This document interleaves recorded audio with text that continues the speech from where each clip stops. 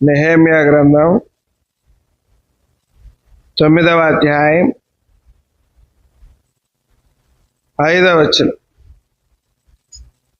అందరం కలిసి చదువుకుంటా. నెహెమ్యా గ్రంథం 9వ అధ్యాయం 5వ వచనం. అప్పుడు లేవీయులైన యోషువ, కద్మీయేలు,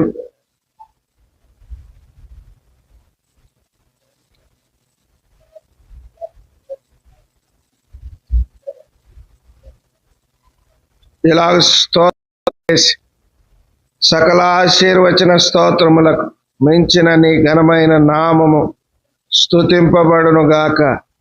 నీవే అద్వితీయ దేవుడైన యెహోవా. నీవే ఆకాశమును, మహాకాశములను, వాటి సైన్యమును, భూమిని, దానిలో ఉండునది అంతటిని, సముద్రములను, వాటిలో ఉండున అంతటిని సృజించిన వాటన్నిటినీ కాపాడు వాడవు. ఆకాశ సైన్యం అంతయు నీకే నమస్కారము చేయుచున్నది. దేవుడు చదవబడిన వాక్య భాగమును ప్రభు మన కొరకు దీవించి మనతో మాట్లాడునుగాక. మన దేవుని యొక్క సార్వభౌమత్వాన్ని వెల్లడి చేస్తుంది ఈ వాక్యం. కనుక 5-6 వచనాల్లో ఆయన సార్వభౌమత్వం వెల్లడి చేస్తుంది. మన దేవుడు సార్వభౌముడు. అందుకనే సకల ఆశీర్వచనమునకు స్తోత్రములకు మించిన నీ ఘనమైన నామము, సకల ఆశీర్వచన స్తోత్రములకు మించిన నీ ఘనమైన నామము అంటే ఎంత ఆశీర్వదించినా, ఇంతగా ఆశీర్వదించాడని మనము ఎంత స్తుతించినా,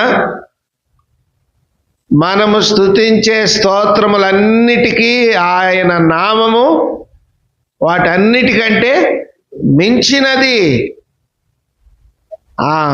అంటే మనము స్తోత్రము చేసి స్తుతించే దానికంటే కూడా ఆయన నామము ఇంకా మించినది.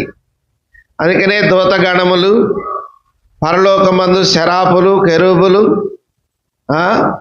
దూతలు, ప్రధాన దూతలు, భూమి మీద సకల పరిశుద్ధులు ఆయనను నిత్యము స్తుతించుచున్న ఈ స్తుతులు, స్తోత్రములు సరిపడవు.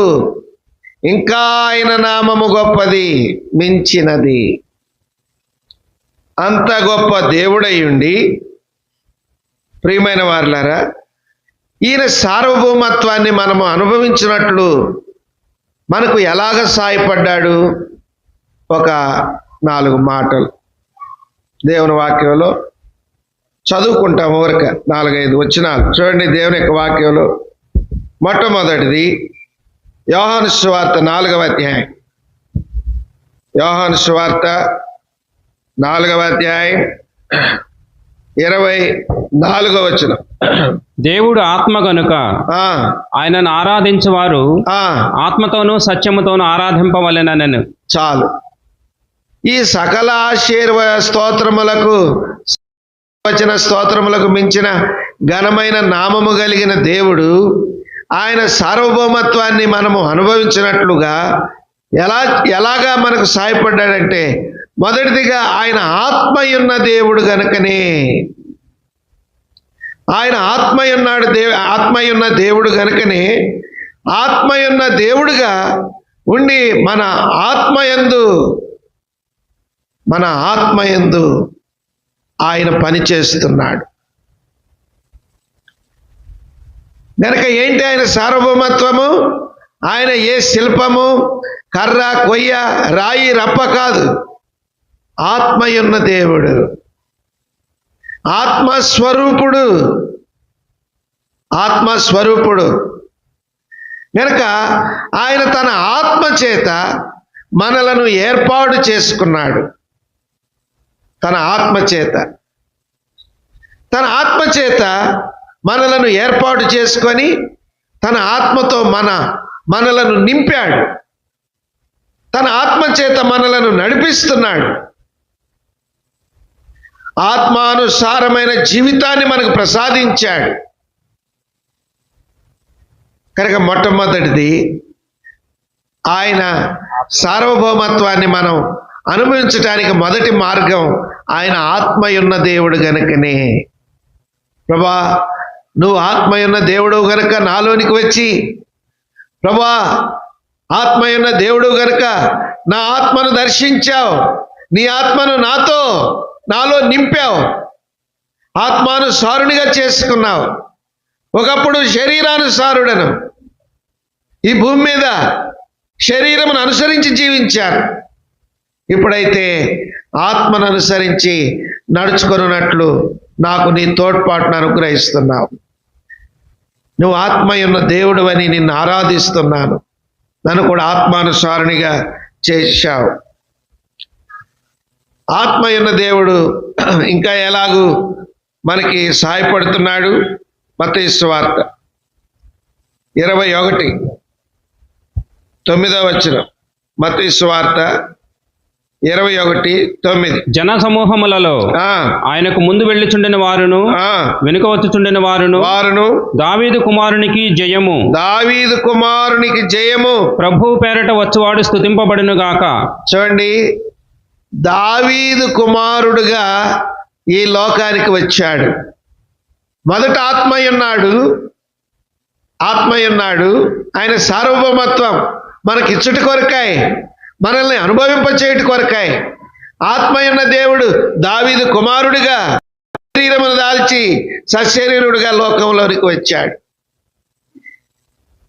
శరీరమును దాల్చి లోకములోనికి వచ్చినది మొదలుకొని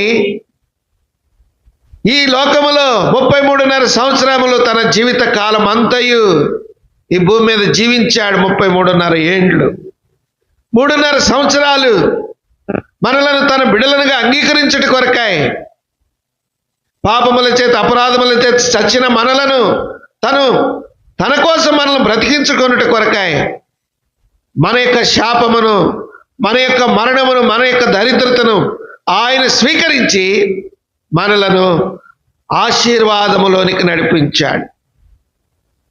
మనలను భాగ్యవంతులనుగా చేశాడు, ధనవంతులనుగా.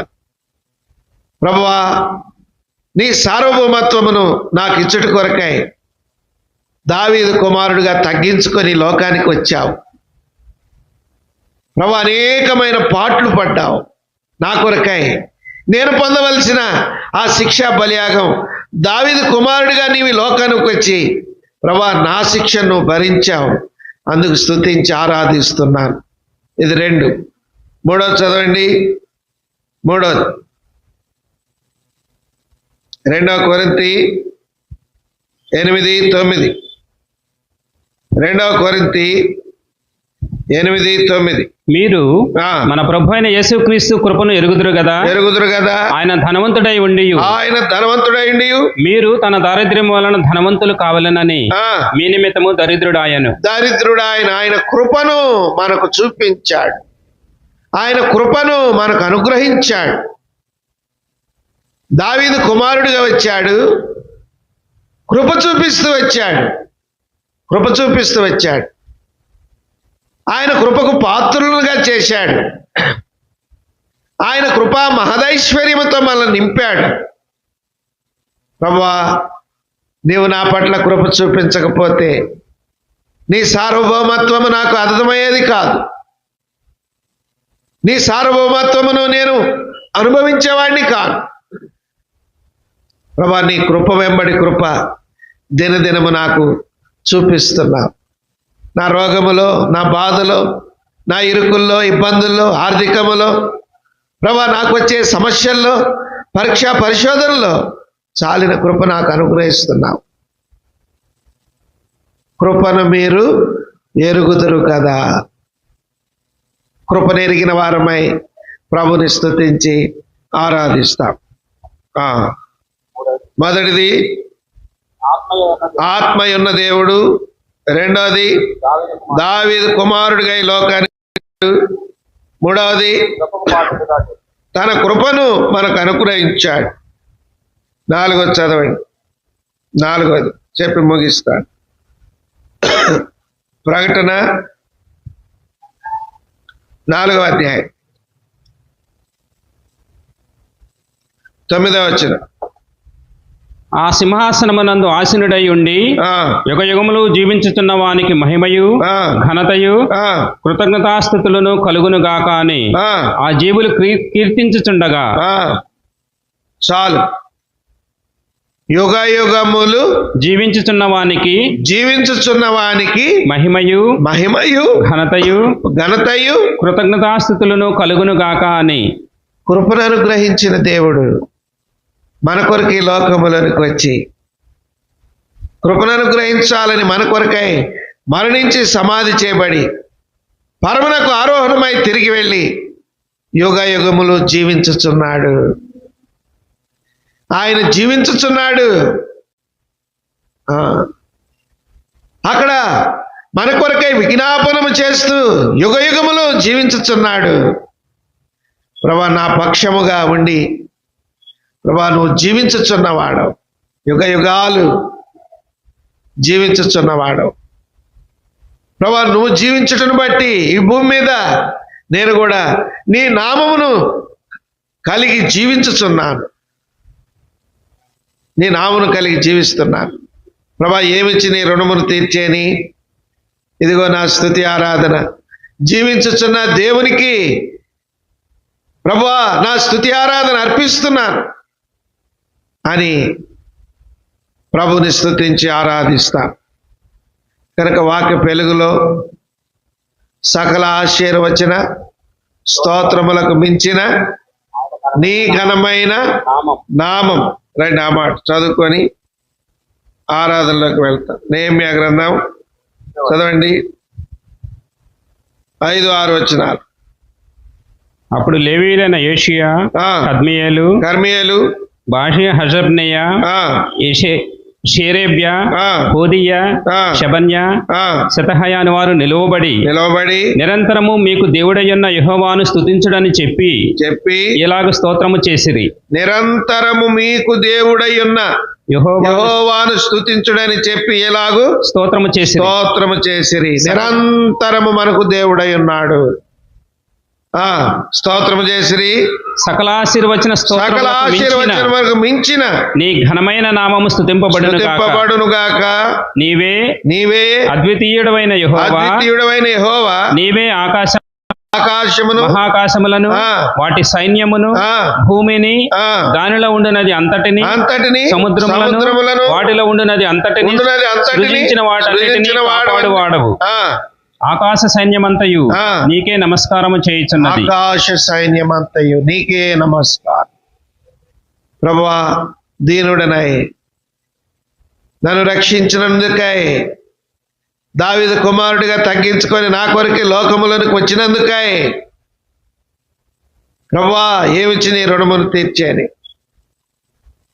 యుగయుగములు జీవించున్న దేవా ఇదిగో నా స్తుతి ఆరాధన నీకు అర్పిస్తున్నానని వాక్య వెలుగులో ప్రభుని స్తుతించి ఆరాధిస్తా. 4 మాటలు. ప్రభా నువ్వు సార్వభౌముడవు, సమస్తము నీ మూలముగా సృజించబడ్డాయి, అన్నీ నిన్ను స్తుతించుచున్నాయి. ప్రభా అట్టి నీ సార్వభౌమత్వము నేను కూడా ఎరిగి నిన్ను స్తుతించి ఆరాధించాలని ఆత్మయున్న దేవుడు అయ్యుండి ప్రభా దావీదు కుమారుడిగా తగ్గించుకొని లోకములోనికి వచ్చావు. అంతేకాదు నా నిమిత్తము ప్రభా దరిద్రుడివై నీ కృపను నాకు అనుగ్రహించి నన్ను భాగ్యవంతునిగా నన్ను చేశావు. ప్రభా నీ సకల విధములైన కృప నాకు నీ తోడ్పాటును దినదినం అనుగ్రహిస్తున్నావు. ప్రభా సజీవుడైన దేవుణ్ణి ఏమిచ్చి నీ రుణమును తీర్చేని ప్రభా నా కొరకు విజ్ఞాపన చేస్తున్నా నా రాజువుగా నా రక్షకుడుగా నాకున్నందుకై ఇదిగో నా స్తుతి ఆరాధన నీవిచ్చిన రక్షణను బట్టి నిన్ను ఆరాధిస్తున్నానని వాక్య వెలుగులో ప్రభుని స్తుతించి ఆరాధిస్తాం.